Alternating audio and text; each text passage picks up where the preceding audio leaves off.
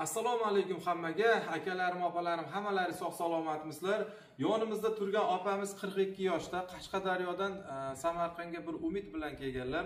Azizlar, agar siz Rossiya Federatsiyasida bo'lsangiz, Play Market yoki App Store'dan Tezpay ilovamizni yuklab olib, yaqinlaringizni Uzkartiga, Humo kartasiga, gaz suv svetlariga, telefonlariga, internet provayderlarga eng zo'r kursda pul yuborishingiz mumkin. Play Market yoki App Store'ga kirib yuklab oling va yaqinlaringizni Tezpay bilan birgalikda quvontiring. O'zlari xasta oyoqda qiynalib yuradi. Hozirgi vaqtda yurishga qiynalib qolib, Bobojonimiz kanalidan iltimos bitta nogironlik aravachasi bizga yordam qiling menga deb aytganlariga, hozir mana shu aravacha opamizga ma'qul keldi. Bu Xitoydan chiqgan. Xullas, orqasini ushlab o'zlari oyoqda harakatlansa ham bo'ladi, keyin o'zi yengil yuradi. Bilasizlar, kolyaskaning turlari ko'p.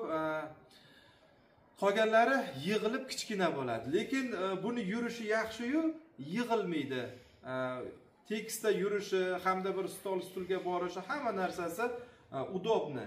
Endi opamiz bilan hozir salomlashamiz, o'zlarining bitta fikrlarini eshitamiz. Qani opa, bitta gapiring qani.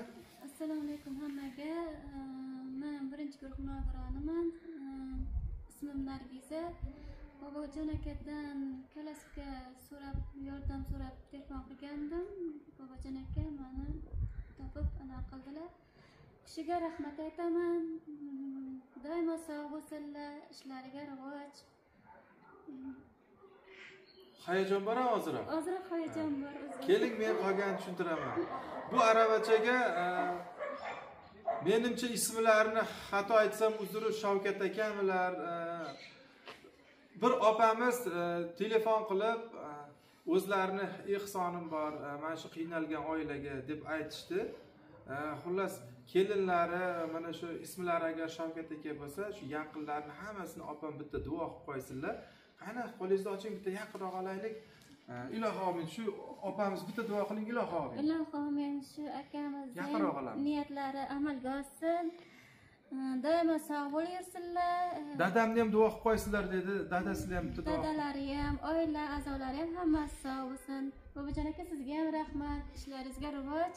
Hammaga sog'lik, salomatlik, bayramlar hamma yaxshi kutib olsin. Allohu akbar.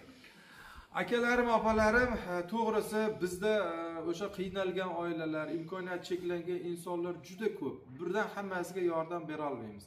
Lekin navbat bilan oradan vaqt o'tkazib bitta qo'limizdan kelguncha yordam berib boramiz.